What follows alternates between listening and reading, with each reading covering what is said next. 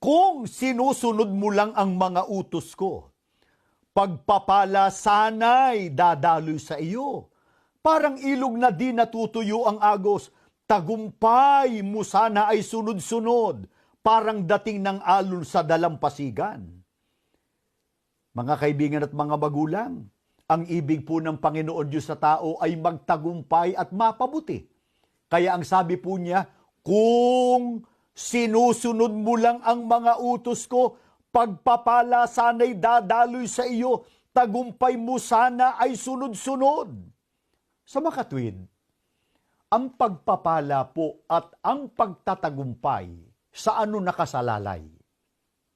Sa pagsunod, hindi po sa paglabag, sa pagsunod sa mga utos ng ating Panginoon Diyos. Subalit sa halip na sumunod, ano ang naging reaksyon ng tao sa mga utos ng Panginoon Diyos?